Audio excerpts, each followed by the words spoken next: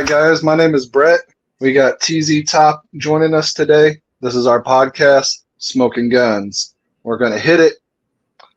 All right. So this is our first episode today. So we're going to jump up in it and get on it. I want to thank JG's Lounge for putting us on their platform and getting us out there and helping us out with getting started in this industry and stuff. So this is my second podcast I've been on. My first one was JG's Lounge. And then, as you guys might know, some don't know, TZ Top is actually my father. So we're going to talk about some sports, some comedy, music, just life in general, and get some advice and stuff like that. And throughout the episodes, we'll have a guest on here and there, just to chit chat and shoot the shit. All right, so TZ, let's tell us a little bit about yourself and all that. Well, I'm just an ordinary guy. I work 6 to 4:30. I enjoy sports, like I said, football, especially big football fan. I don't do a whole lot. Just hang out at home with the old lady. Okay. What are your teams? So of Chiefs, of course, and the Cowboys. Those are my two teams. Since I was little, I grew up. Right. About 5 years old, fell in love with the star on the side of the helmet. So. Gotcha. Yeah. I mean, that's how I fell in love watching the Cowboys and stuff. I was growing up in the house on Sundays watching the Cowboys with you, and also, obviously the Chiefs. And so those are obviously my two favorite teams as well. And actually got to go to my first Cowboys game back in, 2017? You and me drove down to Dallas, and we went to the Chiefs and Cowboys game. That was pretty cool. Yeah, that was I think that was like my 6th or 7th ever Chiefs game I've been to, and my first ever Cowboys game, and it was pretty cool. It was actually I think it was Patrick Mahomes' rookie season. So he was on the sidelines, but I remember that. Yeah. And they did that was badass. We had a hell of a trip. Yeah, they did the tribute to Tony Romo, which was before Patrick Mahomes came along. Was my favorite all-time quarterback was Tony Romo, just because he had that star on the helmet, and he was the bee's knees up in Dallas and all that. So that's why I really enjoyed watching them. They sucked before him. They had he took over for who was it? Romo? Yeah. Well, it was back when Parcells was the coach, so it's Bledsoe. Yeah, that's who it was. Yeah, same one that was at the helm whenever Tom Brady took over. took over for him in New England. Yeah. All right. Unfortunately, Romo couldn't get the Super Bowl ring though. Right, and that's full circle there. Kind of weird. Yeah. That's pretty cool. Drew Bledsoe. He actually have you ever seen? I'm sure you've seen the movie The Replacements. That quarterback. Oh yeah. That Falco takes over for. Yeah. That's who Drew Bledsoe reminds me of. Is that guy? Oh, really? Oh yeah. Yeah. Huh.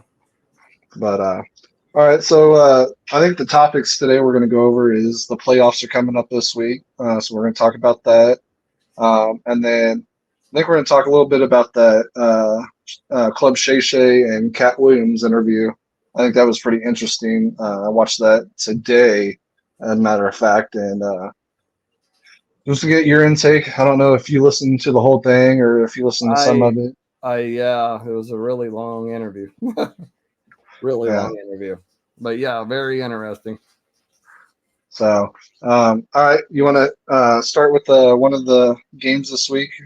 What's our first matchup on Saturday? Well, is that the Steelers in Buffalo? Or they play Sunday, right? Sorry.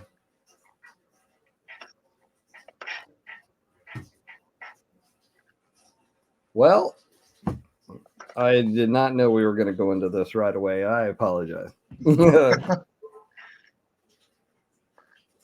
So give me a minute here. All right, guys.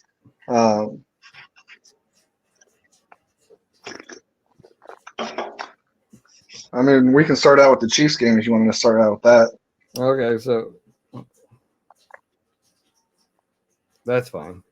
Yeah. All right. You can do your little research. Yeah. So we can go into the Chiefs game and watch and talk about that. I know they're playing the Miami Dolphins. So yeah, give me just a second. Hold on.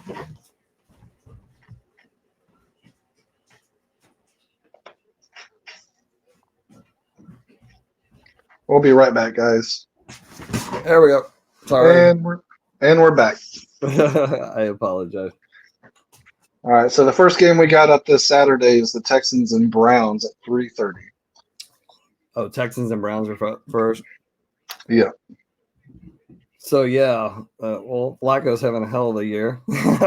Him coming in halfway through, and really, I mean, what was the last 3 or 4 games they've won in a row to get into the playoffs? That was pretty cool.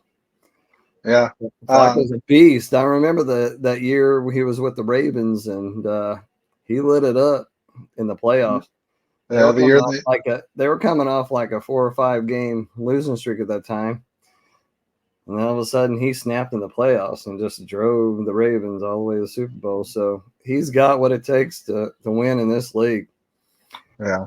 And he'll be a tough out. Yeah. I say him, I mean the whole team. But boy, I tell you, that quarterback, having the right quarterback makes a tremendous difference, as we know, with Mr. Mahomes. Right. Yeah, exactly. And I mean, if you think about it, look at the Texans. They've went through so many quarterbacks the last couple of years. They actually, they traded for their quarterback they have now, and all that. And for the longest time this season, nobody thought that he was the right choice for them, and that they were probably going to have to, go trade and draft a new quarterback in the draft and all that. So I guess we'll see what happens. He really stepped it up towards the end of the season. I mean, he had a great season. He started out really hot, and then a couple injuries here and there to key players. And I think he also was out for a couple games with injury. And, towards the end, he came back, and they've really put it on. So we'll see how the Texans go against the Browns, because that defense on the Browns looks perfect. Like that's like he's going back to the Ravens defense. If he can have a defense even remotely as close to the Ravens one that he had on this Browns team, they could make a deep dive in the playoffs for sure. Yeah. CJ Stroud is took the league by storm. I mean, that guy is something else. He can put it on the money, man. He's the money man. He's gonna be a really good quarterback in this league for a long time. Yeah, as long as he can stay out of those massage parlors. We saw what the last good quarterback they had did. Deshaun Watson. Yeah, I mean, Deshaun Watson was a great quarterback too, but as soon as he had that off-field stuff, his career kind of went downhill. And I mean, it's crazy because it went full circle if you think about it, because he was on the Texans. Now he plays for the Browns, but he's injured there. So Flacco's playing. Yeah, again, here we go full circle. Kind of weird, right?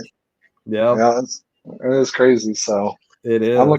I'm looking forward to that game. Unfortunately, I might have to watch it while I'm at work. So hopefully it's a good game and I can keep up with it. Next on the docket, we got the Kansas City Chiefs hosting the Miami Dolphins and Tyreek Hill, his first trip back to Arrowhead. And it's supposed to be one of the coldest playoff games in NFL history. So we'll see how that goes. I know prices have declined drastically. I think earlier when I looked at it, it was around $54 per ticket. So, yeah, if it wasn't so cold. Oh yeah. Okay, so you're saying tickets plummeted because of the weather is going to be plummeted? Yeah, Okay. yeah, yeah, for sure. So yeah, and what was that? Huh? What was that? I pushed the wrong button. Uh, but yeah, so we'll see how the weather. Miami's obviously they play in warm weather all year, so I think they'll be a little affected by the coldness of it. But Tua's been battling some injuries here of lately with that shoulder. I think it's his thrown shoulder, and also their Tyreek injured his ankle last week, I believe, against the Bills. And then they also got 4 players on defense out. So hopefully we can attack that defensive backfield and all that. So um, we'll see how that goes. Yeah, this will be probably the coldest. Well, for probably a lot of the Miami Dolphins, going to be the coldest game he's ever played. You know, he's used to being down in Alabama, uh, in Hawaii. I mean, come on. Yeah, It I doesn't mean, get cold in Hawaii, and it don't get cold in Miami. A little, you know, they might got a right, little frost on their oranges, but not a lot. right. I don't. I doubt they even get a little bit. But yeah, I mean, Waddle is coming back for him this week. He's been battling injury, so hopefully we can get some snow here. So kind of um, lessen the traction for those wide receivers that to get downfield and stuff Well, and break free. they're calling for some ice maybe tomorrow night. So Yeah, yeah. I saw in the forecast earlier today we're supposed to get snow tomorrow night, snow all day Friday, snow on Saturday, and snow on Sunday. So we're in for another whiteout this week. So that's why tickets seem to that'd be plummet. cool if they wore all their white in a whiteout. Right, right. But That I would doubt be they pretty will. cool. I doubt Yeah. they will. So, But yeah, it's gonna be an interesting game. I don't think the score is gonna. I don't think it's gonna be high scoring at all. no, I It's think, kind of like it was in Frankfurt. It yeah, wasn't high scoring either. yeah, I think it'll be maybe it'll be like 28-17 Chiefs. Um, it won't be very high. It'll definitely be under 40, around 40 points total. So we'll see. Do you think it's gonna get up to that?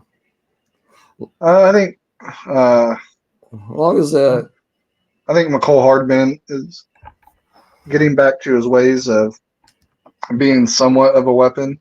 I don't know how much of a weapon he'll be, but he looked pretty good last week with the backup. So, he um, he you did have know, a he did have a drop. well, I mean that's that's given this season for any Chief player, really. So everybody's had a drop or two. So I know. as long as we can get our running game going, that's what's really going to make a difference, especially in the cold. So we're down that defensive line in this cold weather. I think will make a big difference with Pacheco and all of those guys. And so I'm not sure who's all going to be in the lineup because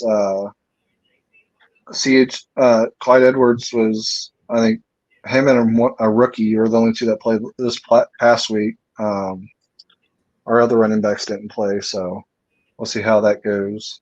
Yeah, they held a couple out. Yeah. So, what do you think about Patrick? Do you think he's going to be able to bring the heat like he has lately, or in the playoffs, I should say? The playoffs is like a different season for him, though. Like So he becomes an elite player. Like he had an okay season this year. He didn't have great, but playoffs he turns into a totally different player and puts the team on his back. playoffs? Playoffs? You kidding me? We're Playoffs? just trying to win a game. But yeah, He had to trademark that. I mean, I saw him in that new commercial. It was pretty funny. oh yeah. It was like a DraftKings or something. Oh, was it? Yeah, I haven't Something seen that like yet. that. It's pretty funny. But Kevin Hart's in it, you know. Oh, is he? Yeah. Yeah, Kevin Hart's been doing a lot with the DraftKings stuff lately, Right, especially this past season and everything. Yeah. But yeah. But Yeah, I think Patrick's gonna. It's time for him to light it up. I mean, for sure. He's been frustrated, and I get it. The guy doesn't like to lose. He doesn't. right, like Eric Bieniemy said, he's a competitive prick. He's a competitive prick. Yeah, and that's a good thing.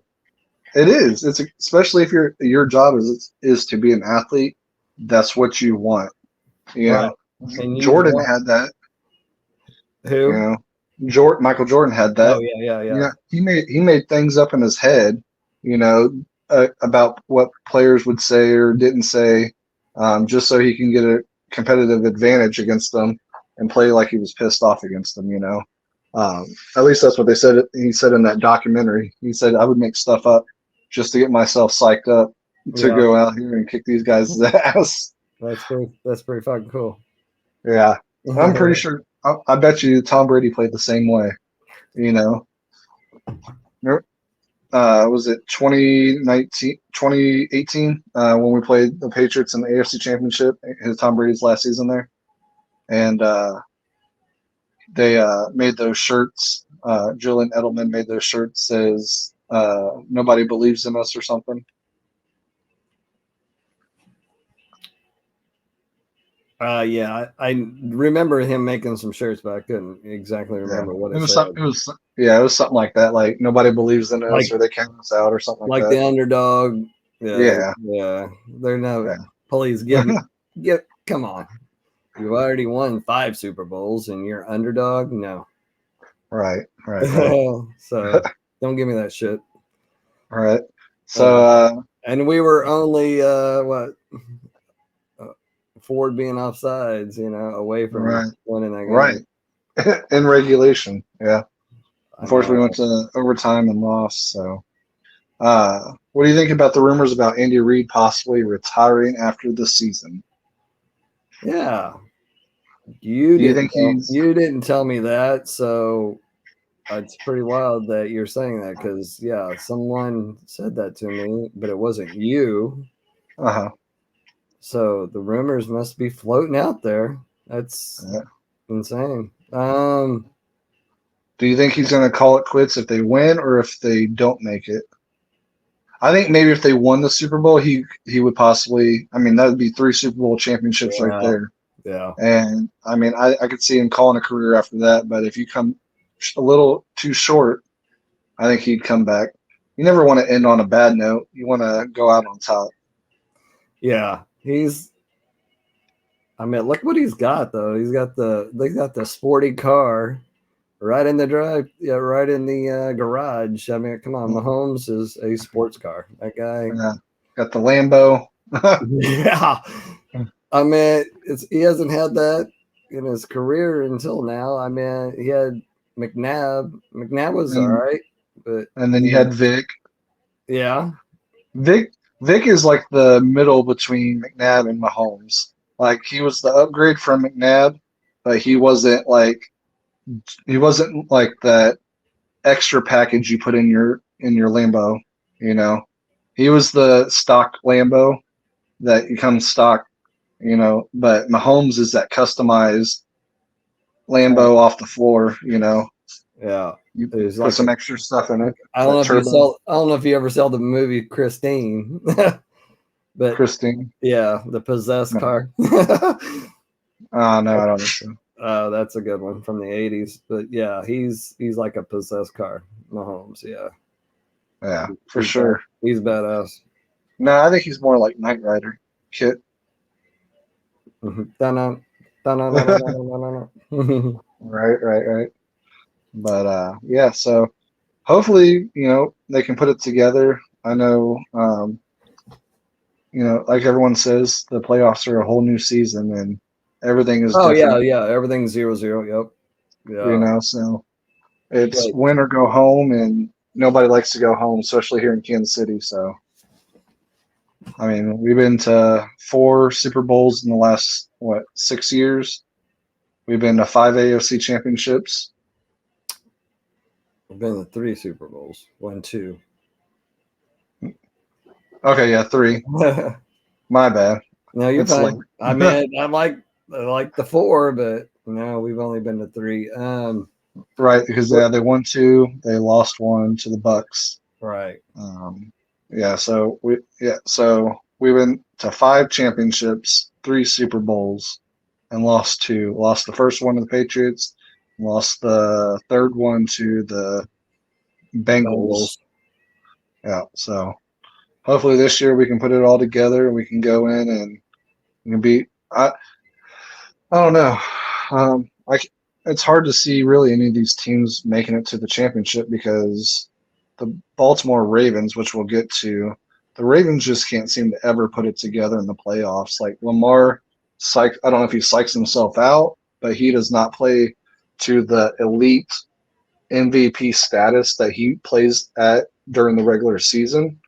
So, like when it comes to playoffs, Lamar does not show up at all. So I don't know if it's their coaching or if it's him or what, but he just can't put it all together in the postseason. Well, okay. Well, let's go back because playoffs. When you say playoffs, when you say playoffs, it's a whole new thing. I mean, the running's faster, the hits are harder. I mean, defenses light your ass up in the playoffs for sure. It's a whole new ball game, and some people it just aren't ready for it. What did Kelsey say after the New England championships? They beat our ass. They came and they ran the ball down our throats. They beat our ass. And that's because they had that quoting, but it was pretty close to that. Like he said, I never been hit like that before. I remember some kind of interview. He was doing Old Spice, during the Super Bowl or something. He said, "Man, they kicked our ass. We were not ready for that." Right. I mean, yeah, because they had the experience. They knew what it took, the grit and tenacity and everything it took to get to the Super Bowl. Especially when you're one game away, all bets are off the table. Everything is up for grabs, and the Patriots knew it. I mean, they call it the Patriots way for a reason. Now they call it the Chiefs way. What did they do? What did they do when their first drive? They ran the ball. I think they ran the ball the whole drive. I think they ran the ball the whole half, if I can recall right. They just ran the ball. They knew that our defense, that was one of our weaknesses, was the run defense, and they ran the ball. Well, I think the whole half. Right. I don't know if Brady threw the ball once. I don't know. Yeah. Well, I'm sure he threw it for sure. He had Edelman. I think he had Gronk, and so right. But I just remember them running. Like, yeah, didn't they have Michael as their back then? I don't know. They had some big dude. I don't remember his name.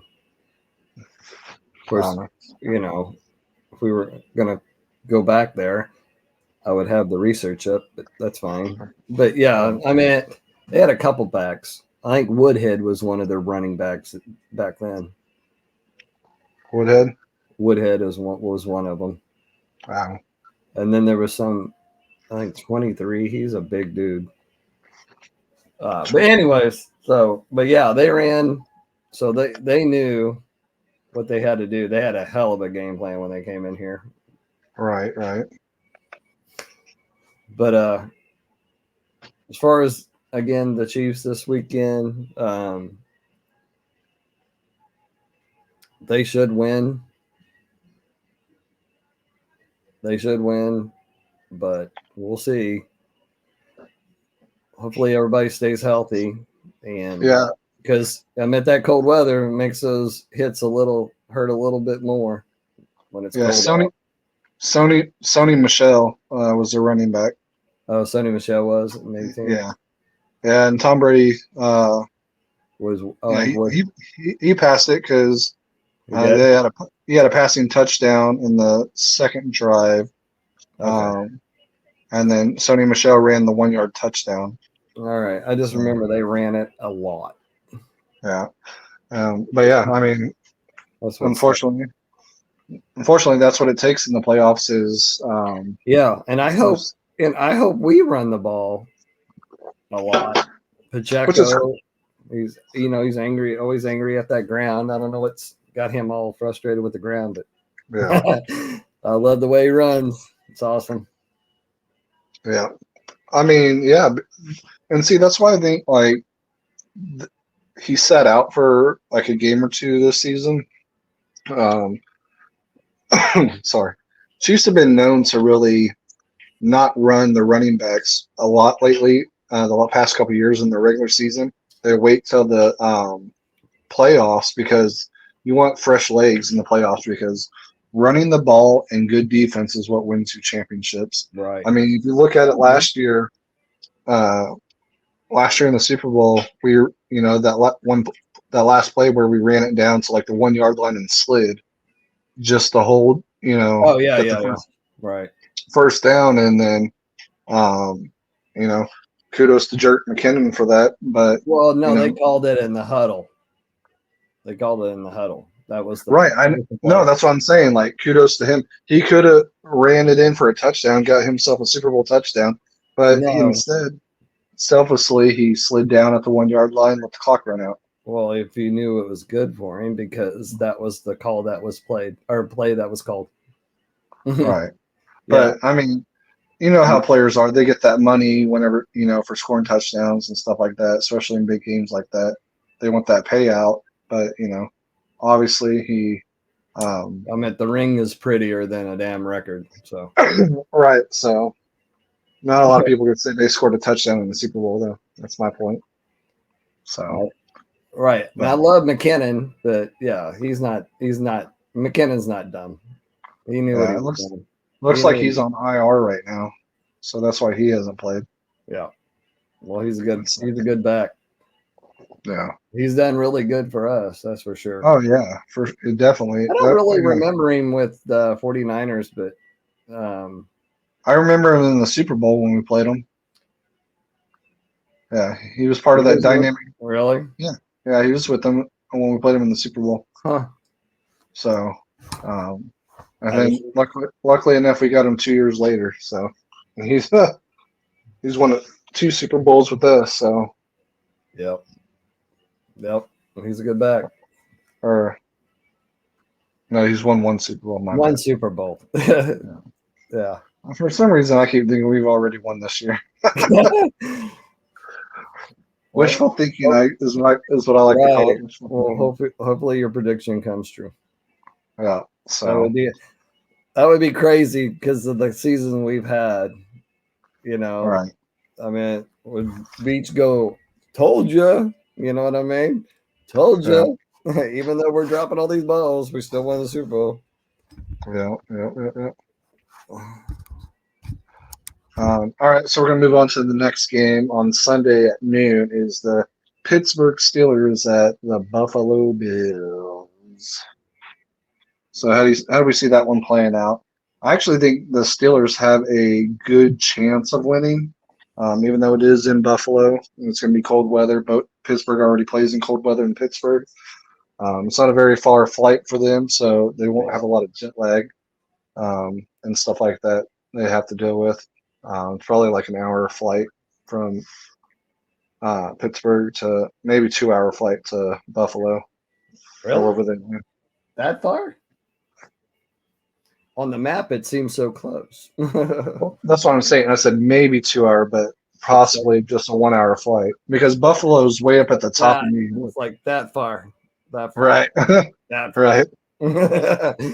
All right, we went up in the air, then we're back down.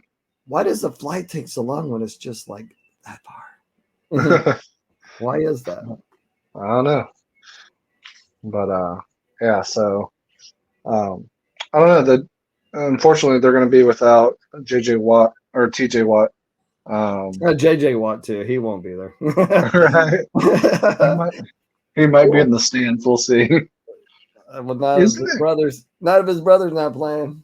Isn't it crazy to think that the Watt brothers are two of the best NFL players of all time? It's crazy but to even think. The Bosa brothers are constantly injured. I mean, I guess the Watt brothers are constantly injured, but they at least win defensive player of the year, you know, unlike the Bosa. Respectfully, Joey Bosa is respectfully is hurt all the time. Yeah, I think that poor guy cannot finish a season to save his life. I honestly wonder if it's the staff there that is causing him to not be fully functioning when it comes to season. Because if you think about it, they had issues with the doctors and Tyrod Taylor. Remember when they punctured his lung? That gave their quarterback the start. Yeah, like there's going to be, for the longest time here in Kansas City, we thought, you know, the Kansas City doctors and stuff were the issue because players were constantly tearing ACLs and MCLs. You know, remember Dirk Johnson? He tore his ACL, and he came back in the next year and tore his ACL again on the other knee. It's just part of football. You just try to stay healthy all year. Injuries come, injuries go. Some linger. Well, I'm not blaming it on the staff. I'm saying that was a problem with like fans and stuff for a long time. Everybody wanted, was it Burkholster? I think that's the team doctor. Everybody wanted him gone because players just kept having injury after injury, and it was the same injuries every year that they were having. I think Jamal Charles had the same injury twice, you know, and I don't know. It was just one of those like fan. Maybe it was in the water at theories. The time. Right. It's like one of those fan theory things that like, hey, we need to get rid of these people because it ain't. They're not doing what they need to keep these players healthy and safe. So. No, I mean, and you know, exercise comes into it too. There's a lot of things that come into it. Are you staying hydrated? Are you doing what you're supposed to be doing at home? I don't know. Maybe he should get on his brother's team. Well, let's look at San Francisco over the last 3 or 4 years. Holy hell, they've had some injuries. I'm like, I'm at one time. I'm thinking, are you guys cursed or what? Because you guys just, as you know, the 49ers, they were having injury after injury after injury. They just could not stay healthy to stick, to even get in the playoffs.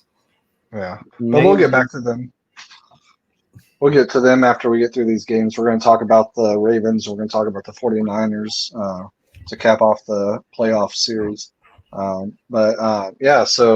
where we're at the Buffalo Bills, right? Yeah, we got off the course with Joey Bosa. Go ahead. Yeah, so the Steelers and the Bills. Josh Allen, he's really been putting it together. He looked like complete dog shit in the beginning of the season, and I didn't think they were going to make the playoffs at all. With the way he was playing and the way seemed like there was some team friction going on in the beginning of the season, and all that. And even before camp or something like that, during camp. Yeah. Their wide receiver, there was talks of him wanting to leave and go to Dallas with his brother. Diggs, yeah. And then, was it week 1 whenever Diggs was at the game and was sitting up in the stands and all that? So, I don't know. So what do you think about the Bills? What do you think about the Steelers? I know the Steelers are on their 3rd quarterback this season. I'll tell you, Rudolph, I think he's figured it out. Really, seriously. I think he has figured it out. He's playing like Joe Flacco. He is. He's playing really good. Well, kind of, Flacco, he still turns it over. He still has like 2 or 3 turnovers a game. But then he comes back and throws 3 or 4 touchdowns. So, but as far as Rudolph, he doesn't turn the ball over. I don't know if he's had a turnover yet, but he is doing what Tomlin needs him to do, is manage the game. The defense is doing their part. Rudolph, he puts it on the money when he's throwing to their big George Pickens, their big receiver. Yeah, he puts it on the money, man. So they got something going there. I mean, and it's the right time to get it right is right at the playoffs, right around the playoffs, and they're cruising, man. I'm telling you, if I was Buffalo, I'm kind of scared to play them. Buffalo, their defense is really good. They've kind of kicked it up, halfway through the season. Von Miller really hasn't played much this year, but he's getting more and more snaps, it seems like, the last 2 weeks. Who? So Von Miller. Okay. Yeah. So we'll see how he does. Right. Of course, they missed their linebacker. The one I forgot his name. It starts with an M, but he got hurt like 5 games in this season or something like that. Yeah.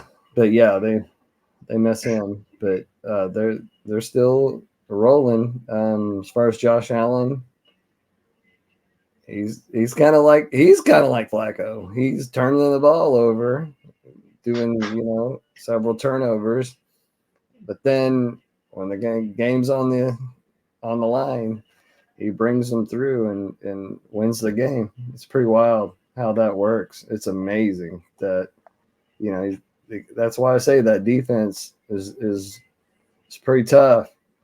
They're able to keep them in the game when Josh Allen's turning it over, 2 to 3 times a game. So that's gonna be their biggest thing. Josh he puts on that cape. Sometimes it works and sometimes it does not.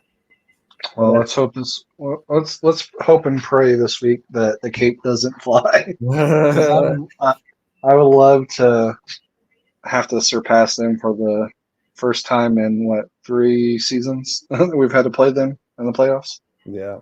So, you can only have 13-second victories so many times before you don't get them against Buffalo. We've had some very close games against Buffalo, and remember Ford being offside. Well, yeah, we had Tony. We had it again. And God damn it, Tony! Fucking Tony! One of the greatest plays in Chiefs history. We're erased because of a fucking half an inch. Right. Like, dude, just move back an inch and you're fine. Yeah. Well, it's too late now. We can't take that win back. That's why they're 2 seed and we're the 3 seed. Yeah, but you know what? It never seems to work out for Buffalo. Just like Buffalo, same thing. It never works out for them in the playoffs, though, against us. They have yet to beat us in the playoffs. They can beat us. They're just like the Bengals, Bengals whoop our ass every year in the regular season, but yet when we play them in the playoffs, it's a good game. It's a close game, and it's usually a call away from going the other way. They beat us in the AFC Championship that one year, and then we came back last year and beat them in the AFC Championship. So hopefully Joe Burrow, can get healthy and come back next year. I was glad to see they didn't make it in the playoffs this year because they were doing really good with Browning. Joey Browning. He looked really good. So I'm kind of glad they didn't make it. I'm hoping the Steelers can knock the Bills off. If that's the case, Steelers will go to the Baltimore next week, and then we would get a winner of the Browns and Texans, which that would be a good game, Yep. So All right. We'll see. I mean, it's going to be interesting. It sure is a fun year to watch football again. Yeah. Chiefs have made it really interesting for us this year. Right. So, yeah, it will be. So, all right. Now to the premier, what I like to call the premier Sunday game. The Dallas Cowboys hosting the Green Bay Packers. Man, the last time these two teams played each other in the playoffs, I was so fucking pissed. I was livid. Do you remember why? Go ahead. The catch? One of them? No, the catch. The Dez Bryant catch in the end zone. Right. The catch that wasn't a catch that changed. That was the last time we played? Yeah, that was the last time we played them in the playoffs. Yeah, that sucked. Yeah, it was heartbreaking because that would have won the game. And then the time before that, we played them in the playoffs too. We got beat pretty bad by them. But yeah, the catch game, that was Romo's season. That was the year the Cowboys were supposed to win it all, and it came down to the catch that knocked us out. Well, I mean, that wasn't the year we were supposed to win it all. The year that was the win it all was there was a couple times where Romo dropped the snap on the field goal to Seattle. That wasn't that was. And then the Giants came in and beat the Cowboys at home. I wouldn't say those are the years that they were supposed to win it all. No, the year that we lost the Packers, we were the number 1 seed, I believe. No, why were we playing in Green Bay? We weren't the number 1 seed. That wasn't the year. The year we were number 1 seed, remember Romo went to Cabo or with him and Witten? Was that the next season? And then we had the games at home. Okay. That was when Giants came in and beat our ass. Manning lit it up. Manning lit it up and beat our ass. Is that the year they won the Super Bowl? Yep. Okay. No, but yeah, one of the years, yeah. I mean, Dallas was still projected to go and that season that we lost that game to the Packers. They were projected to go to the Super Bowl that year, and everything because they had a really good team. They had a great defense and all that. And but then, I mean, this year's defense looks phenomenal, especially at home. We should blow the doors off the Packers. There's no way Jordan Love should be able to keep up with the Cowboys' scoring record at home. So, I mean, we win by 30-plus points at home this season. I know. Here we go. Here we go. I love that. That cracks me up. Yeah. And then McCarthy was one I think that put that in, so everybody would be on the same page. I think that's why they do that. Well, yeah, they did. Yeah, because they were talking about it a couple weeks ago. If you go back to when McCarthy was at Green Bay, they had yeah. And then whenever Omaha, yeah. And then Brett Favre had one before him and stuff like that. So it was a Green Bay thing that he brought to Dallas when he took over the play calling. So, yeah, it's a smart thing. I mean, gets everybody on the same page, and So let's hope that Dak and the boys can beat them boys. They're supposed to. I mean, I think they're favored by like 7. That's crazy in a playoff game. Yeah, I mean, that's especially insane. at home. Well, I get it. We're lining it up at home. I mean, if we can, what'd you say? 30 points a game. I mean, that's really good. Yeah. So I mean, if they, as long as they can play at home, I think they should be fine. In the playoffs, if the 49ers can fall off beforehand, I don't know why we shouldn't be able to win out. That's what this reminds me of. It reminds me it's kind of a flip thing back in the 90s when the Cowboys won all those Super Bowls, and the 49ers just could not get past the Cowboys, man. They couldn't. And then that 1 year, when they loaded up, they had Dion and all that, and they finally were able to beat the Cowboys in the championship game. Finally. Yeah. I mean, it was like a big monkey off of Steve Young's back. I think it was more – that game was more of a Super Bowl than the Super Bowl was because they blew out San Diego Chargers. They just destroyed them.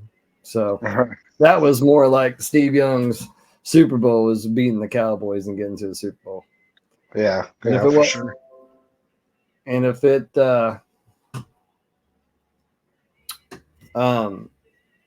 if it wasn't for, a little interference there with Dion on Michael, and Michael will tell you he held me. It was a penalty, but yeah, those two go back and forth on that.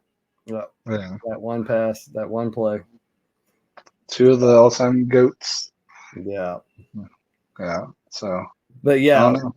The Cowboys. That would be a really good game. Jordan Love, on the other hand, he's lighting it up too in the NFL. He's having a hell of a year. Who would have thought? The Packers. Hey, who called that? Who called that? You were in some kind of. Remember, you were at some kind of draft party. I said Packers they're gonna select a quarterback right here in the first round. Yeah. You were telling the people there, you're like, they're going to get a quarterback. And everybody's like, no, they're going to get like tight end, receiver, or something like that. Sure enough, I nailed that one. So I'm going to pat myself on the back on that. I nailed it. I didn't know who they were going to get. I just knew they were going to get a quarterback because Aaron was getting up in age and it is, something just to piss him off is what they wanted to do. After last year when he played for a couple weeks for them, who would have thought that Jordan Love was going to turn out to be this player? I know Aaron Rodgers didn't fucking think that, Aaron Rodgers did not think that Jordan Love was going to take the team to the playoffs his first season. As a starter. I think he's a little surprised, but he said Jordan had what it took to lead the team. Yeah, but he didn't. Well, no. I mean, who did? Right. That's what I'm saying. Like, he didn't show any tenacity last year of a slight, ability to be a quarterback in his first season to take his team to the playoffs. Like in the beginning of the season, they weren't looking so good. They were looking like they were going to fold in, and then he took off after that Chiefs win. Well, he and I have something in common, and that's you get out there and you do it, and the more you do it, the better you get at it, and that's how I am. The more you do something, the better you're going to be at it, unless you just get bored. But yeah. He at the beginning of the year, he struggled. You can tell the coach was frustrated, pretty much throwing him under the bus, but he kept going. He's got a good head on his shoulders, and he stayed focused. And look at him now. I mean, the guy is pretty amazing. I mean, he's doing a hell of a job. Yeah. So hats off to these quarterbacks here. They're just lighting it up, man. It's nice to see. I love it. Yeah, because a lot of these younger quarterbacks, I really did not think out of all the young quarterbacks that he would be one to step up and get his team there through all the trials and tribulations that they've gone through the season, because they have had injuries and stuff to the team that has kind of hurt them, just like everybody else. Yeah. But again, like I said, he just didn't jump out to me as a player that could bring that instinct, that killer instinct whenever he needed to. And whenever I watched him in that Chiefs game, I was like, yep, he's pretty good. I was highly surprised. So. I was terribly surprised during that game. I wish him luck on those all his other games, but when he plays the Cowboys, when he plays the Chiefs, I can't. Right. I mean, speak for him. Watching him last year against Kansas City, he did not look good at all. I mean, Right. Well, and then this year he put it on Kansas City, and that was a lot of that was him, making good throws and big plays. So there's another quarterback Mahomes hasn't beat yet. Yep. So Jordan Love is one, and no, he didn't play against them last year. Yeah, he did. He played against them last year. He beat him last year. So he did. yeah, remember they played last year, and Aaron Rodgers was out. All right. And so, My bad. he beat him. So yeah, this is their second time playing. All right. So Jared Goff's the only one Mahomes hasn't beat yet. Right. No, I mean, well, besides CJ Stroud, he just came. Oh yeah. So all right, we're gonna move on to the next game on Sunday, which is the final game on Sunday. You ready for this? Matthew Stafford going back to Detroit to face the Lions. Golf. And the Sunday night playoff. Yeah, I mean, technically, both teams are playing their former teams. Right, former quarterbacks, yeah. So, yeah, we'll see how that goes.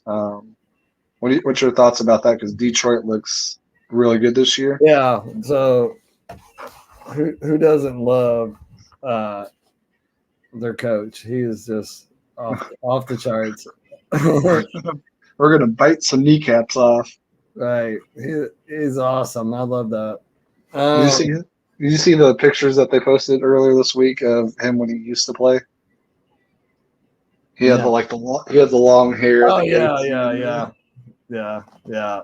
I remember him with the Cowboys. I think he also played for Detroit too. I think that was the picture they showed. Right. He was playing for Detroit. Yeah. So, all right. So how do you see this one going? So, well, the we'll start off with the Rams. So the Rams, I mean, this Pakua, he is just something else. He's took, as far as receivers, took the league by storm too. He is unbelievable this year. That guy, hell of a rookie. I think he's probably going to get Offensive Rookie of the Year. If he isn't, he's close in the votings because he is lighting it up. And if you look real close, when he's got his helmet off, he kind of looks like Eddie Van Halen. Or does he? Yeah, he looks a lot like Eddie Van Halen. But yeah, Stafford, I remember at the beginning of the year, he wasn't able to, the reports were coming out that he just couldn't connect with all these rookies. And as far as hanging out and stuff like that, he couldn't relate. But they got it going on now. They're having a hell of a year. They haven't had a first round pick in forever. That's how they were able to get to the Super Bowl there. They were trading all their picks off, trying to get all these big players in there to help them win that Super Bowl. So I don't think they have a first round pick for the next couple of years too. Yeah, I'm surprised they didn't go after like Ndamukong Suh or somebody to bring him back to Detroit to help him go to the Super Bowl. He was a free agent most of the year, I believe. Yeah, but I don't think they need. You're talking about Detroit. They don't. Yeah. I don't think they need help on the defensive line. I mean, it's always good to have sub players, though. You never know. Oh yeah, if you sign them practice squad in case you need them. Yeah. Well, not even that. I mean, look at the Chiefs. They have a rotating defensive line of players. But Detroit, you could always have somebody on the other side of Hutchinson, Yeah. But yeah, and I feel bad because they lost some key players last week in their game that they had. I don't even think they had to win. I don't know why they played them or not. They had already locked in their playoff spot, I believe. I don't know why they played Oh, they were trying to get the number 2 seed. That's why. But they lost St. Brown, so I don't even know if he's playing this week. Well, yeah, if the Cowboys would have lost, they would have slid into the 2 seed. Yeah. But you lost one of your best wide receivers in Amon-Ra St. Brown. You know, he got injured. How long? I believe they said he was questionable for this week, so I'm not sure. But yeah, they lost a couple key players. I think I hadn't heard that.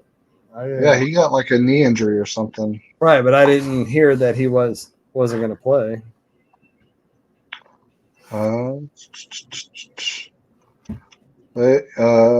So Decker, Glasgow, Laporta. Okay, he might be off the injured list then. I don't see him on here no more. But yeah, I know he got injured last week in that game, so hopefully they'll have him back because he's a great player, man. He whooped the Chiefs' defensive ass. Like that dude was always open in the secondary. Yeah, he's a hell of a player. He's a reckon to be seen in the NFL.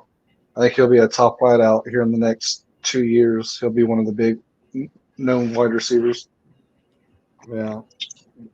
Where did he go in the draft? Where was he drafted at? I believe he didn't go in the first. I don't think he was. I want to say the top. I want to say like maybe the top 3. So maybe in the second, like 3rd round or something. Let me see. I don't like to give false information. You don't have to look it up. Well, I'm already on their depth chart. That's why I was saying that. Okay. I don't like to talk about players that I don't want to give false information out. So I want to make sure that if I'm going to say something, I'll say it correctly. Well, I mean, we're not going to be right on everything. No, I know. But it's always good to, it's good. He came from USC. Yeah. It doesn't say on his page where he was drafted. Okay. But yeah, I mean,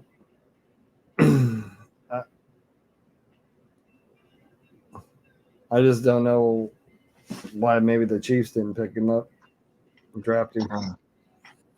I don't know. We seem to miss on some good receivers. Yeah. Uh-huh.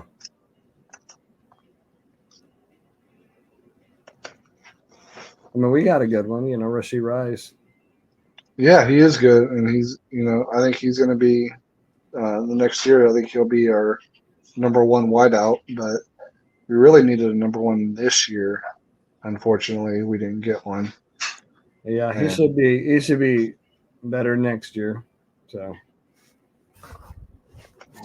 we're trying to win this year, though. Right. Every year.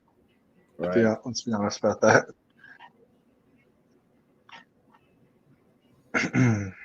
But yeah, so back to the game. The Lions and the Rams. The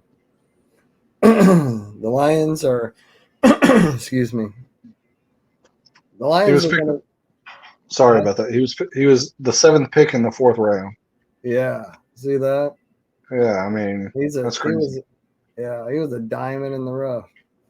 I mean, you could say that about like the Chiefs' defensive backs. They are all diamonds in the rough. Well, Isaiah Pacheco, he was picked up in the 6th round. And look at him. He's a fucking beast. I think he's 7th rounder. Wasn't he? No, Pacheco was 6th. He was 6th round. 7th round. But anyways, it doesn't matter. Yeah, he was a later round pick. Yeah, we nailed that. We nailed, Rashee Rice. He's good. Yeah. So, yeah, I mean, I don't know why they haven't thrown more to him downfield. They always do all those slants and stuff to him, but let's get back on track. So who do you got, Rams or Lions? Who's going to pull it out in the end? I say Lions. I think the Lions are going to win. I think Lions are going to win. Well, it is at their own home stadium. So yeah, it's in Detroit. yeah, So but I don't think it gets too loud there. I don't know. Tickets. I saw their ticket price. Their tickets are almost $400. But they're not. So They're not like one of the loudest stadiums. no, not at all. Yeah, they have the list of the stadiums that are the loudest, and I didn't even see them on the top 10. So yeah, I'm sure they'll pump some noise in. they really need to.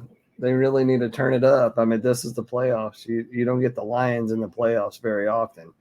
Right. So you better take full advantage of it, and it's at home. I mean, come on, you guys got to get loud out there in Detroit. When's the last time they won the division? Right, that's what I'm saying. 93. There you go. Yep. So that was 21 years ago. No. That was 90. It might have been 30 years ago. They said 30 years ago. Yeah. Crazy. I know. So that was like the Chiefs 50 years since they were in a Super Bowl. Right. Well, yeah, the 80s were the late 70s and early 80s were something to forget about. I mean, I remember blackouts watching the game like 4 or 5 hours later from when the game actually started.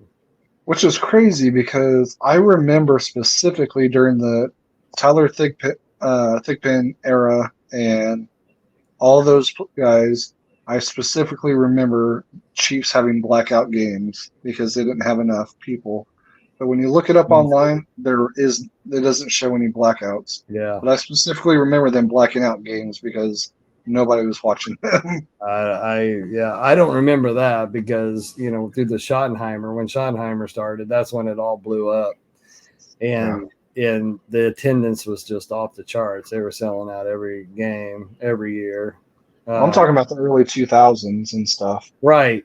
Well, I'm getting there, but there was, not a good regime in here at the time whenever they were going through those struggles in the 2000s and stuff. But back to the Lions. So they need to really get loud. They need to, the fans, that is, because you better enjoy it because this does not come around very often for you guys. You're kind of getting spoiled right now. But with Campbell in there, Campbell is their coach. I mean, he's a pretty damn good coach. He's gonna get in some ass.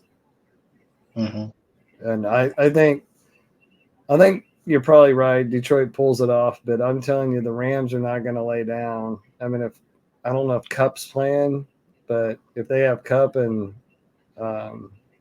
Pakua, both of them, they're going to be a tough team to beat. Pakua, he's really good. I know. I was like, who's this guy everyone keeps talking about? And I watched their game one day. This was early in the season. It was probably like week 3. I was like, this dude is. I understand why everyone's talking about him. He's like really good. Yeah. So he comes from BYU. That's where Andy Reid went to school. Right. It's pretty cool. But cool. That's going to be a tough game, and Goff's going to be up for it. He remembers how it all went down there in LA. He's going to be out for revenge, I'm sure.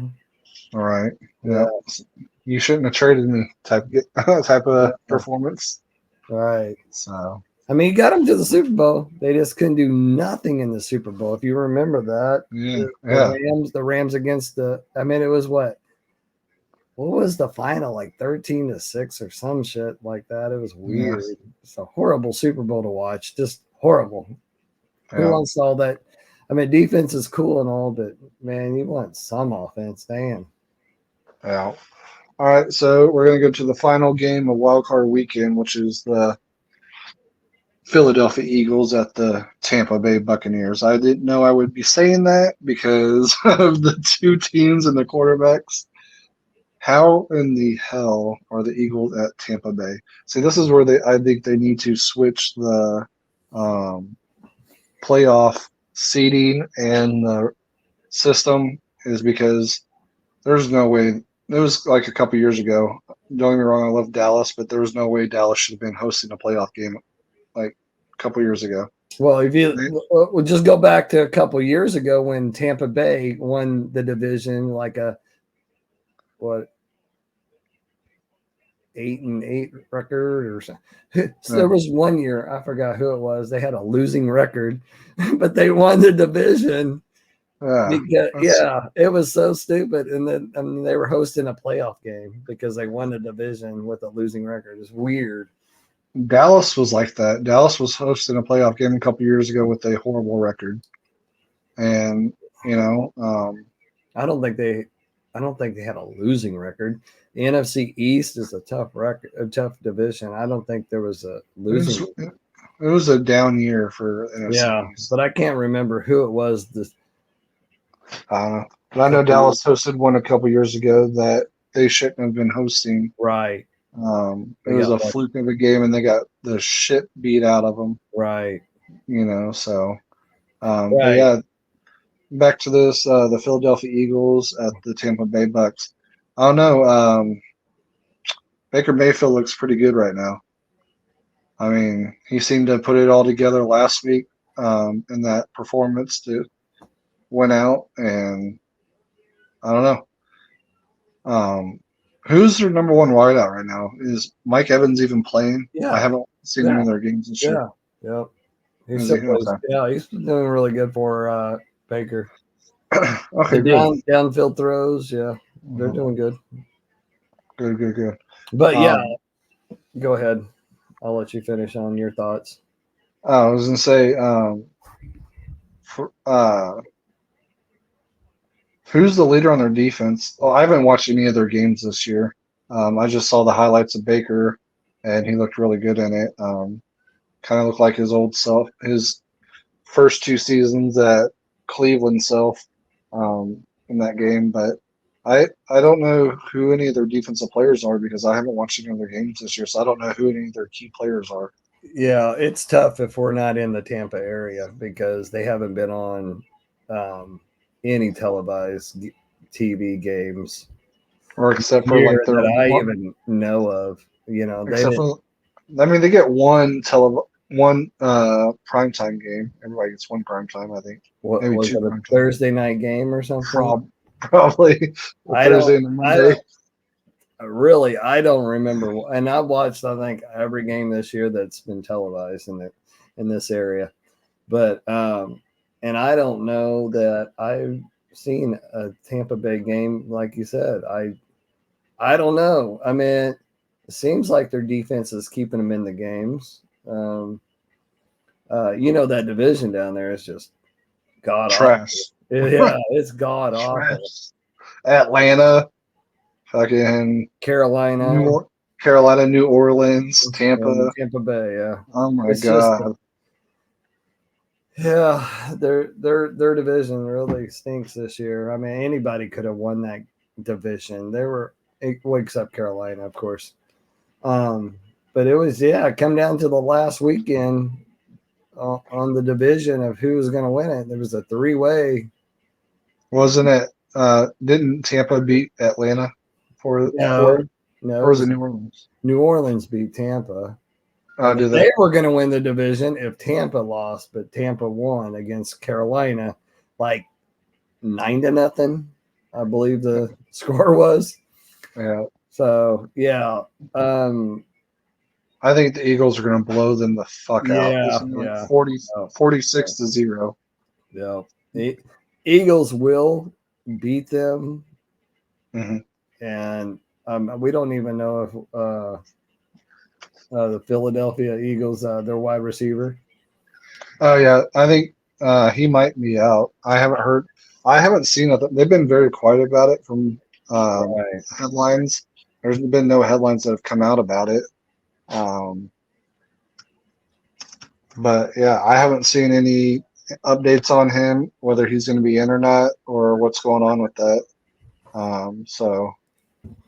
But yeah, I think the Eagles are just going to roll over them. I mean, it's just it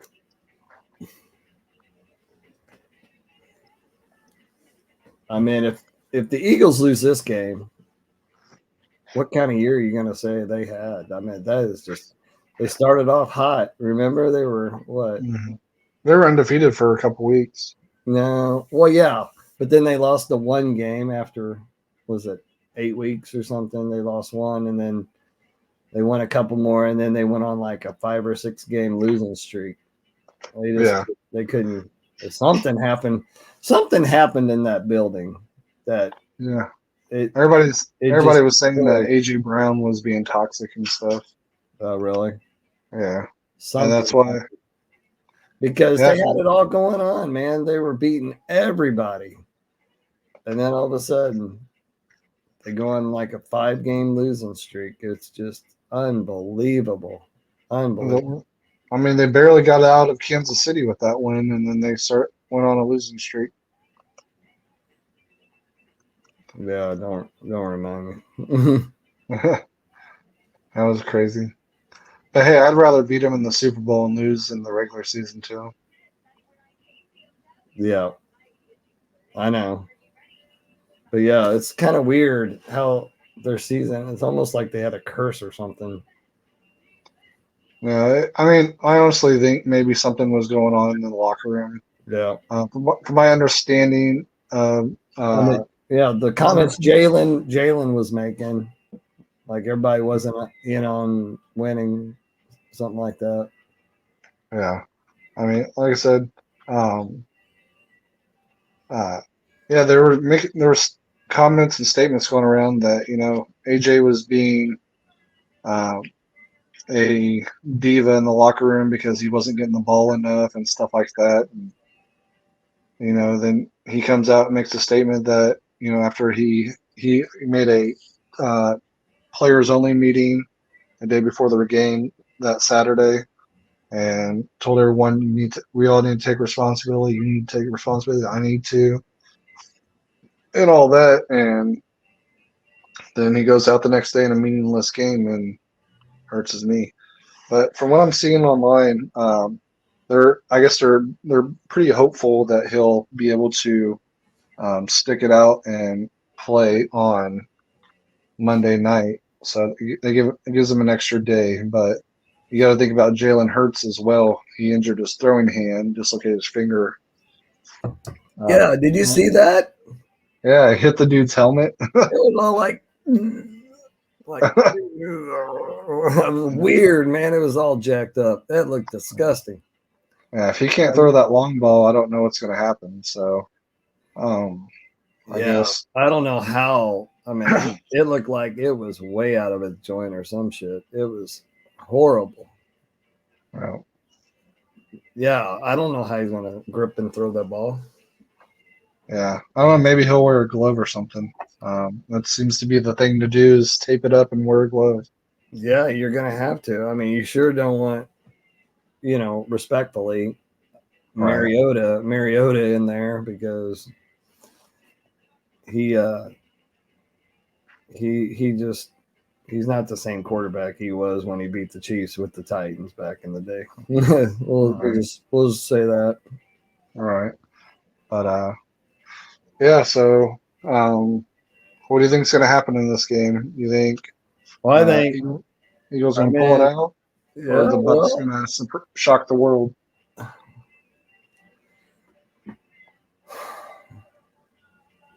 Because I tell you, they don't have nearly, regardless if I've watched their games or not this year, they don't have the defense that they had when they won the Super Bowl with Tom Brady against Kansas City, when they were fucking blitzing and chasing Mahomes all over the it's weird how Philadelphia's defense was really good at the beginning of the year.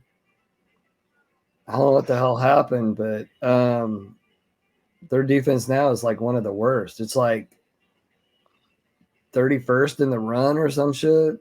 It's crazy how their defense had just flipped script. I mean, that Carter was, they got from Georgia in the draft. He was doing really good, and you just don't hear about how good he's doing anymore. and the defense in a whole is just not good. So Baker might light it up. I mean, him and Evans just might have a game of their life in this one. I like Mike. I like Mike Evans. He's a humble player. I like him. I would like to see him because I know he's leaving Tampa after this season. He'll be a free agent. I would really like to see him come to Kansas City. I think that'd be a great matchup. That'd be a great, right? So just throw it up, man.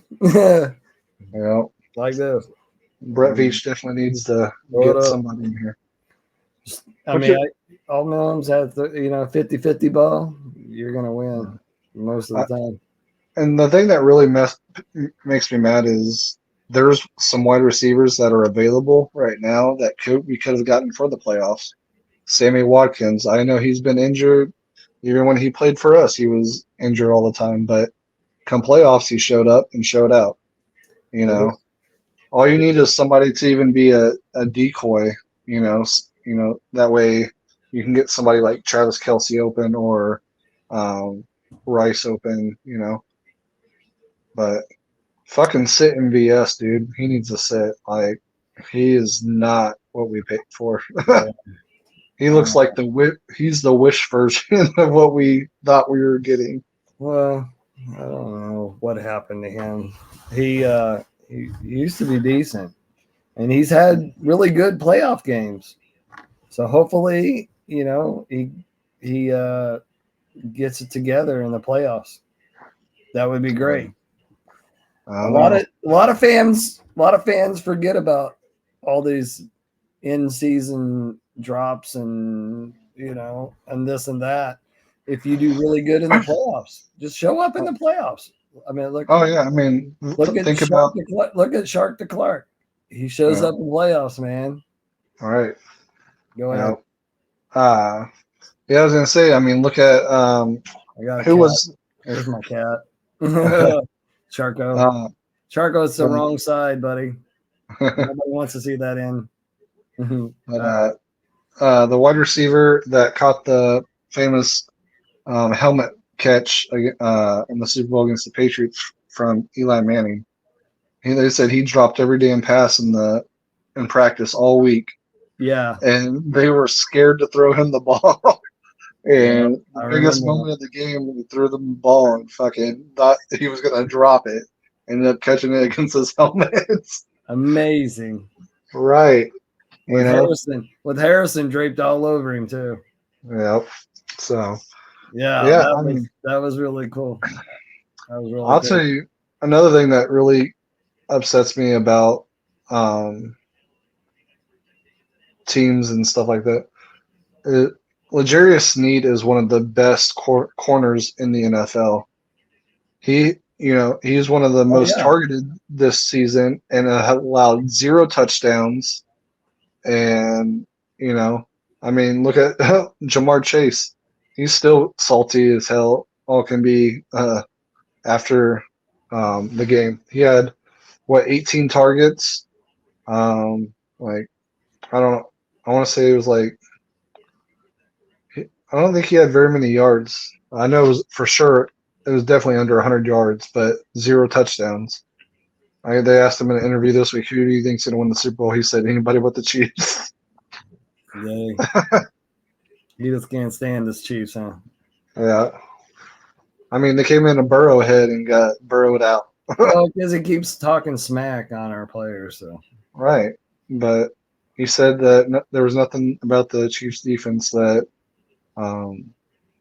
interested or was interesting or something like that. I don't remember the exact words. And they shut his ass down too.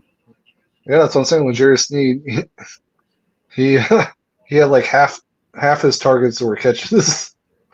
Everything else was shut down, locked down. Yeah, Sneed locked his ass down. And then Sneed didn't even make the Pro Bowl, which is ridiculous. He was in an all-pro level. How do you allow 0 touchdowns? Yeah, the whole season. He just, a lot of that. a lot of that Pro Bowl stuff is more fans than anything. Yeah, but Fan still. voting. I mean, I don't know why the players didn't recognize him as far as a Pro Bowler. I don't, and they might have, but the fans might have outvoted him, but with somebody else. Yeah. But yeah, he's our number one shutdown. He's going to get big money next year. Oh, yeah. Like Javarius Ward, whenever he left, San Francisco paid him all that money, and look at him. I remember when he was just coming off the bench. Javarius Ward, when he came off the bench for the Chiefs. And then he got the gig because he did so well. And, man, look at him now. He's just a shutdown corner himself. He has 78 combined tackles, 18 assists, 2 interceptions, and 4 yards, and allowed 0 touchdowns. Yep. Snead's having an awesome year. He'll get his money next year. Definitely. Oh, yeah. And see, that's the thing is I really hope Kansas City pays him because they deserve he deserves to be paid, and I think the fan base deserves to have a good corner like him here. Well, I mean, the last good corner that we had that we drafted, we see what happened to him. He turned into an asshole and was kicked out of Kansas City. No. Yeah. Who's the? Yeah. No, we had the rookie last year. We drafted in the first round. Well, yeah. Well, I'm saying the last elite level corner that we had.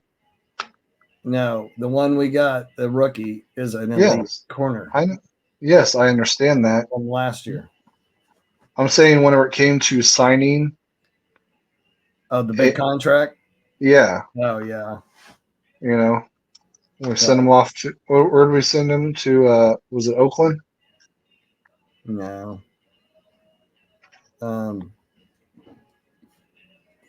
He went to the Rams. Did he? Oh, okay. I know it was somewhere up there. And then we ended up playing him. Remember in that shootout? The 50 won the 50. Yeah. Or whatever it was. I don't remember. I know it was up in the 50s, maybe 53 to 50. Yeah, it was quite a shootout. But we shipped him off to LA for a draft pick, and then they went to the Super Bowl, didn't win it. Mm-hmm. And then they got Jalen, and then they shipped him out to, I think, the Ravens, Marcus, wasn't it? Is his name Marcus? Yeah. I can't think of it. Marcus Peters. Yeah. I was like, it's right there on the tip of my tongue. Marcus Peters. Yeah. If I don't have it right in front of me, it's one of those things. The name game is like, I know it, but what is it? Yeah. Yeah. So. Right. Remember the game without the socks? I think that was what did him in. He came out without socks on. Mm-hmm. Whatever. See ya. We shipped him off to LA, and then LA went to the Super Bowl, and then they brought in Jalen and Ramsey, and then they shipped him, Marcus Peters, off to I think the Ravens. Yeah. So who do you have in this game? The Eagles or the Eagles? I don't know. It's kind of a toss-up. It depends on what Eagles team shows up. Is it going to be the Eagles that started the season, or is it going to be the Eagles that ended the season? If it's the one that ended the season, I think Tampa Bay can very much beat them. But if it's the Eagles from the beginning of the season, the Eagles will blow them out. We'll just have to see. I mean, they have a good running back, so they should be able to, Swift is really good this year, and he's been healthy all season. And they're playing on grass, so Eagles play on grass too, anyways. But yeah, I mean, they should definitely be able to put it all together, and I think this is Jason's last ride, so this is his kudos ride out. Who? Jason Kelce. Oh yeah. This is his final ride, so Probably. I think he made a statement. If what I saw was true, there was a statement on social media this week. I don't know if it was from maybe his podcast or what, but I said something about like he had talked to his wife and they had a conversation, and he's been in too much pain over the off seasons and stuff, so I think this is his final ride. Yeah. Well, so. Yeah, he's getting up there. He's getting up there in age in football years. Yeah, he's 35. He's still a young man, but as far as football, yeah, he's getting up there. I think he's like 35, 36. So I know he's 2 or 3 years older than Travis. Travis is 33. So okay, yeah, he's probably about 36 then. Yeah. Yeah. So yeah, especially for a center, yeah. That's pretty up there. I know he takes all that punishment from this tush push, man. He's always at the bottom of those piles. Right. He's stepped on. The things that happen inside those piles. I know. I'm sure he's like, we're gonna run that damn play again. All right, let's do it. But all right. So do you have anything? I guess we're not going to get to the Shannon Sharp podcast tonight. We've been going on an hour and 26 minutes now. It went by really quickly. So it did. Holy hell, that's pretty wild. So I think we're talking, and then we lose track of time. All right. So I think we're going to wrap it up with our thoughts on the Baltimore Ravens and the San Francisco 49ers. Okay. With the buys, yeah. Yeah, or what we think, how we think they'll do next week. So, all right. So, given the bye, what's your thoughts on the Baltimore Ravens? So we kind of hit on this earlier in the podcast, but the Ravens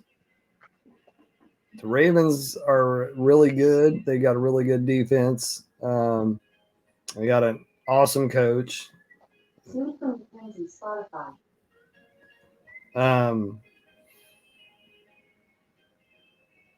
Lamar's the key. Lamar's the key to unlock the gate. I mean, he is. He needs to be healthy. He needs to stay healthy. Hold on 1 second. Go ahead. Mackenzie, turn that down. Turn it to 3. Yes, I'm almost done.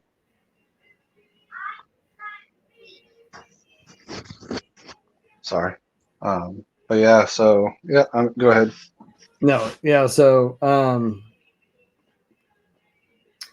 like I said, Lamar's the key. He's the one that if he plays good, they're gonna win. They're gonna, and if he gets hurt, or if he doesn't play well, they will not win. So I definitely he's the key. Zay Flowers, man, that guy is an awesome receiver. He's a hell of a receiver right there. They hit the jackpot on him. They really did. And I knew, watching him in college, he's going to be a good player. But yeah, he is awesome. So Lamar gets him the ball. They have a really good chance of beating anybody, really. And that, like I said, that defense, it's pretty stout. They got some good players over there. They work good as a team. They have a good rotation as well. And their coach, they did really good in replacing their coaches this past year. That offensive coordinator from Georgia, he's really doing a hell of a job, and so is the defensive coordinator. So they got it going on. That defensive coordinator, he came back from Michigan. I think, if I remember right, Jim asked John a couple of years ago, was like, you got any good coaches there on the D? I need a defensive coordinator. He sent him over that guy, and he went over there and helped Jim get that turned around. And then John's like, I need him back. So he came back to the Ravens. I think that's how the story goes. And then, yeah, he's doing a hell of a job. I mean, you can tell there's really good coaching going on that team. So I don't think they're going to have any issues. Hopefully they have one issue, and that would be with the Chiefs. So that's what. And then if you want to go ahead and comment on that, and then we'll get on to the Niners. Okay. My thing is Lamar is definitely MVP level. With that said, regular season elite. When it comes to playoffs, he does not show up. I don't know if it's him or if it's the play callers or just the team in general. But the last 3 years or so, barring injuries, they just do not show up in the playoffs, and they do not look like the team that played all season long. You know, look at Lamar's season that he had his first MVP season, and I'm sure he'll win it again this year. But yeah, that season they got blown out the park in the playoffs, and they did not look like the team that was dominant the whole season, that year. And I'm afraid that it's going to be like that this year, and that they're going to lose in the second round, which will be their first round of the playoffs, divisional round. I think they'll get beat next week by whoever is their opponent. Hopefully, because they've already been beat this year by the Steelers. So if the Steelers beat Buffalo this weekend by chance, very possible they're going to go into Baltimore and put the beats down on Lamar and the Ravens, and that'd be crazy. How crazy would that be if the Steelers go there? I know. I already thought of that scenario, but go ahead. And Kansas City wins, and then Kansas City becomes the host of the AFC Championship for the 5th year in a row. I know. Well, that'd be awesome, right? I would love that. I already thought of that scenario, so yeah. Yeah, that's crazy. But yeah, I mean, either way, Patrick Mahomes never played on the road before, but in the playoffs. Well, yeah, that's what I meant, in the playoffs, but except for Super Bowls. But Kansas City's always been Lamar's kryptonite. He's never been an elite player when it came to Kansas City. He's only beat them once in his career. Right. I remember that. Yeah. And he barely beat them at that. So with that said, I don't know, man. I know they have the number one defense and one of the top offenses, so we'll see how it goes. I mean, all you got to do is contain the outside and bring the pressure up the front. And you got to have people contain the pocket. Don't let him, and then you got to have a spy too.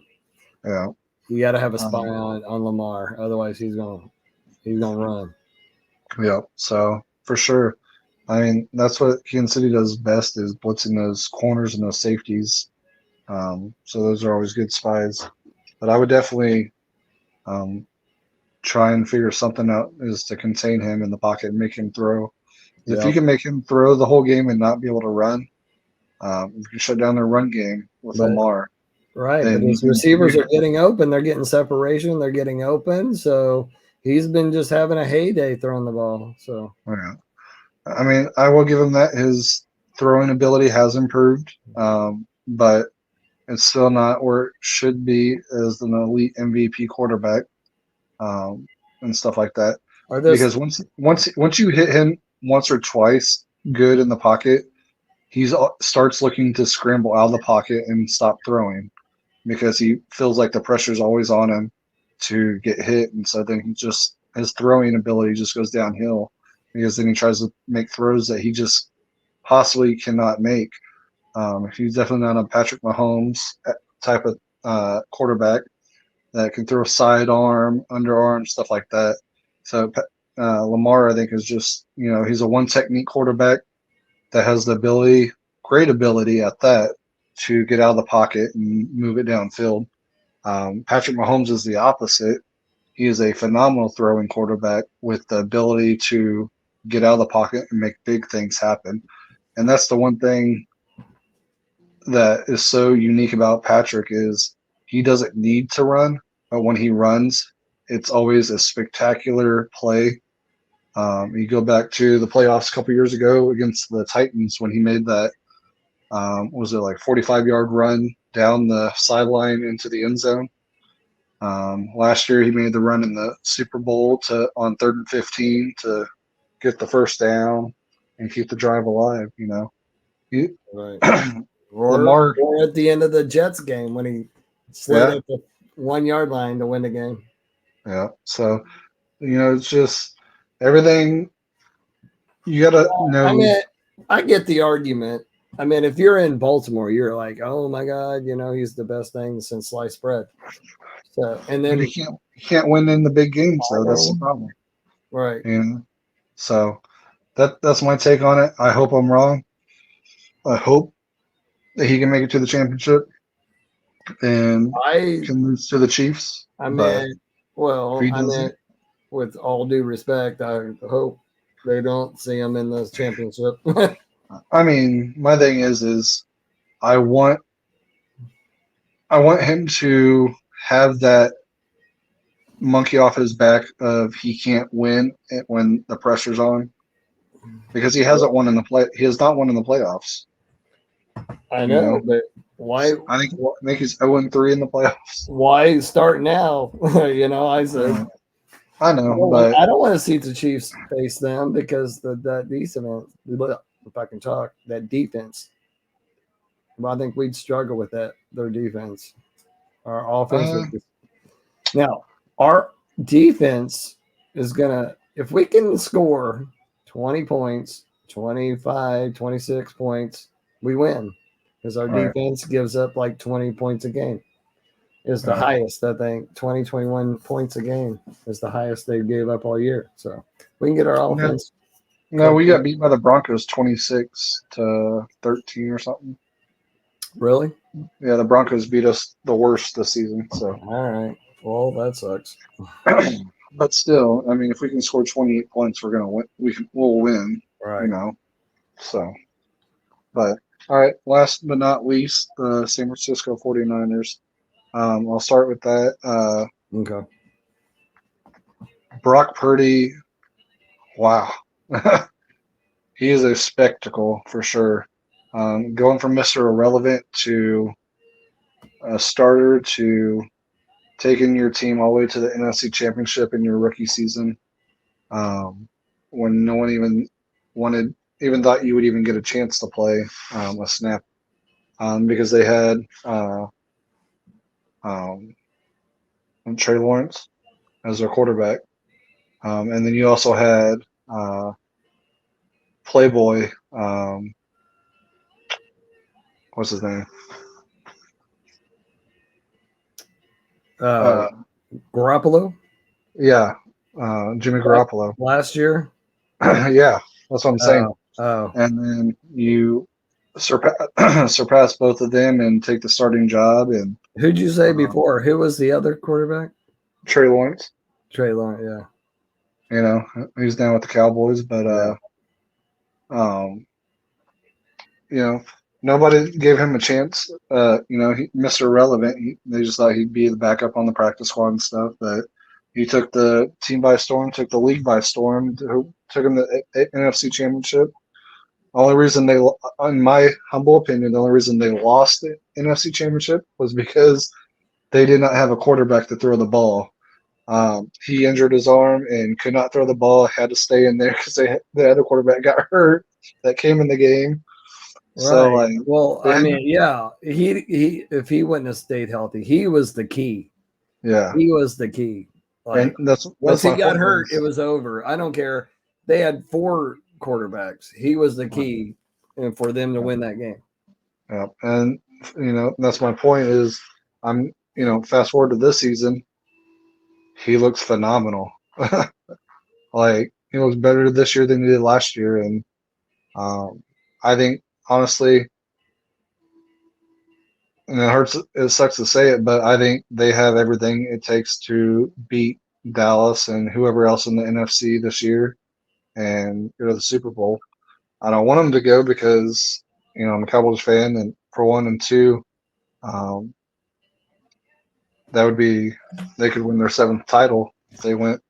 But and that's the other thing was last year when everything changed was against in that Kansas City game. Whenever Kansas City went to San Francisco and played them, and wasn't it Trey got pulled out of the game or Jimmy got hurt? I think Trey was already out. I think he was injured, and then Jimmy got hurt.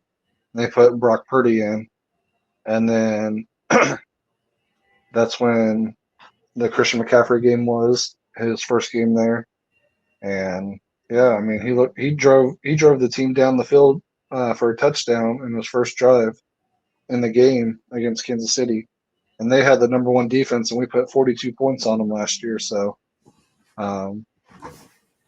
it shows anybody can win. So, and they've lost a couple games this year, but they beat the shit out of Dallas earlier this year. That was the most embarrassing game in week 5 or week 6. I know. I know they're both undefeated. I think they both were 5-0. So I think it was week 6 that they played and just beat the doors off Dallas in San Francisco. But hopefully somebody can put the stop to them next week before they can get to the championship game, and that way Dallas can host it and blow whoever out, because at home they're undefeated all season, and the winning margin at home this year is 30 points plus. So that's my thoughts. I pray for good games. I don't like boring games. I don't like blowouts. I like watching Dallas blow people out because that means they're going to win. I like watching Chiefs blow people out, but when I'm watching other teams play, I like a good game. Chiefs don't blow people out. Chiefs like to keep it close. I don't know why, no, I know, but it just drives me crazy that they win. It's exciting. I get it. It gets you pumped. It gets you watching the whole game to the 4th quarter. But man, you almost need something to jumpstart your heart at the end of the game. I mean, it's just like that. I mean, it's just very exciting. But yeah, I like to see the Chiefs just blow people out. Yeah, it's been a couple of seasons since they've done that, but right. But at least on a consistent basis, I should say. There's a couple games here and there that they've blown teams out, but not consistently. I mean, it was exciting when they, a couple of years ago when the Texans were up like 21. Remember that? Mm-hmm. Yeah. 21, 24 to nothing, 24 to nothing or something like that. Yeah. 24 to nothing. It was within like the first 5 minutes of the game. It was awesome though to see the comeback. It was just really cool.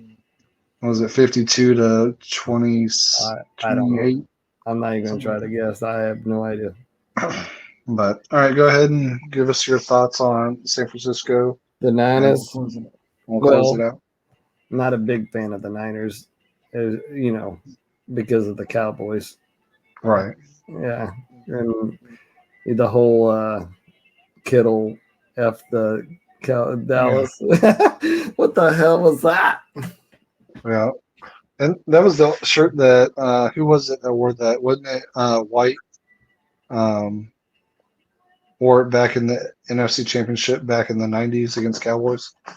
Who did? White. I don't know. But I know it was one of their. I think it was one of their wide receivers. Who was it that had the crucial catch? Crucial catch.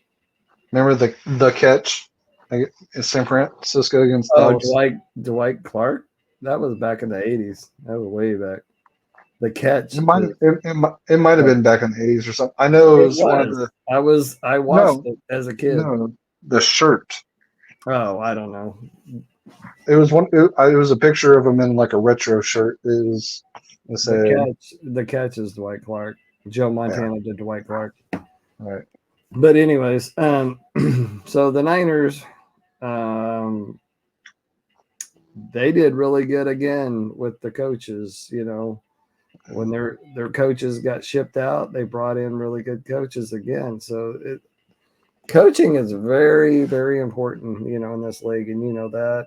And they did a hell of a job to replace their coaches, and they're just on a tear again this year, just like they were last year. As far as Brock Purdy, yeah, he's doing really well. I have nothing bad to say about the guy. I wish I did, but I don't. The only bad thing is he's wearing a Niners uniform. Right, that's it. But yeah, he's done really good as far as the whole backstory of that is Bob Greasy got a call from somebody, hey, this, and don't quote me, but it went like, you guys need to really check this guy out. He's really good. Iowa State. He seemed like he would be a really good NFL quarterback. And so Shanahan remembered that. And, they say, the later on draft picks, they think highly of them, but it's the ones that get undrafted they really target and have them come in. But anyway, so Shanahan remembered that from Greasy and brought him in, and who knew,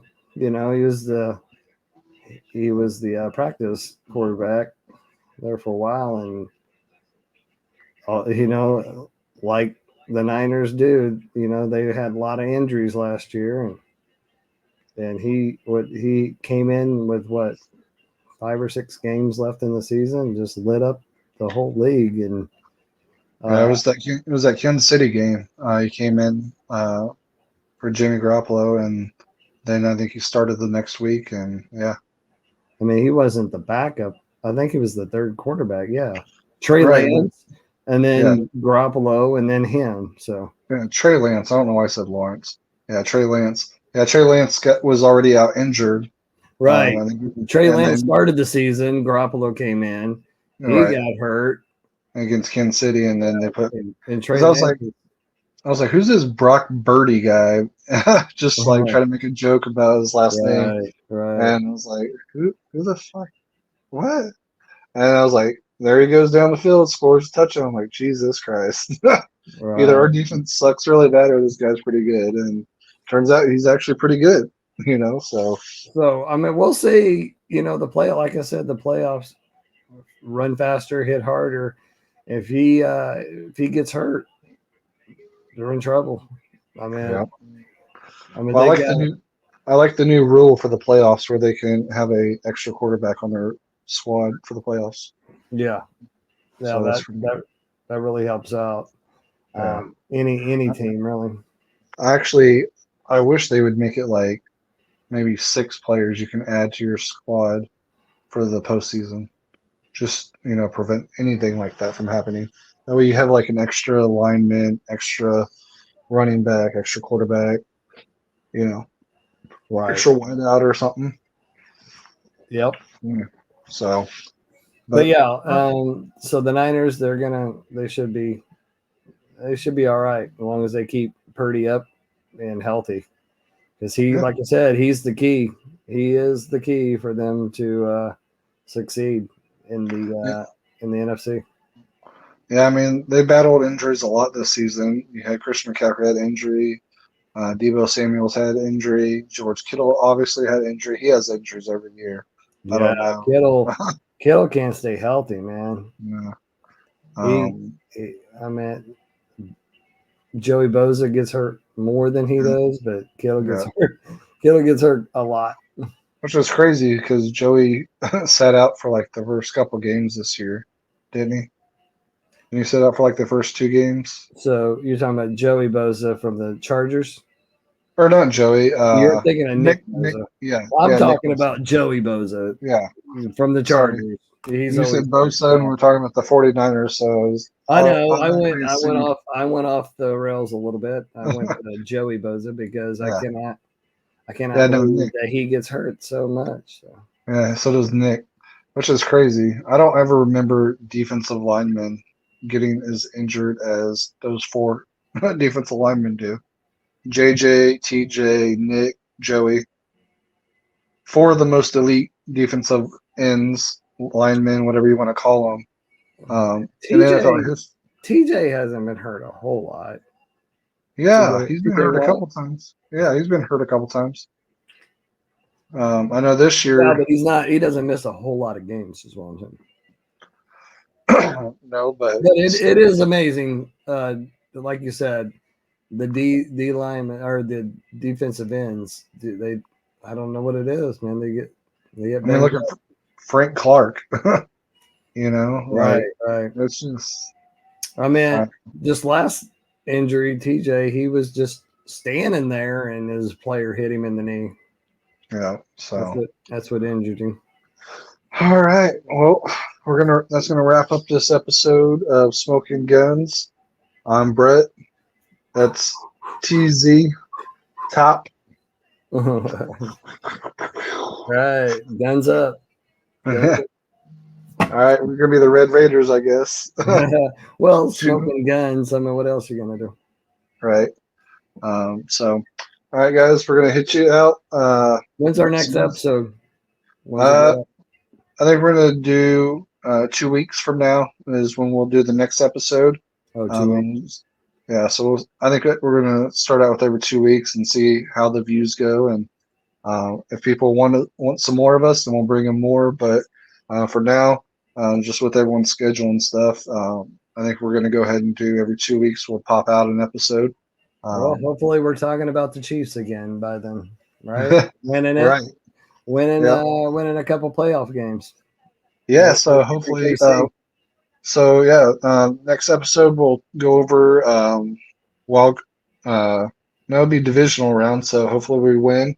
We'll talk about the division round.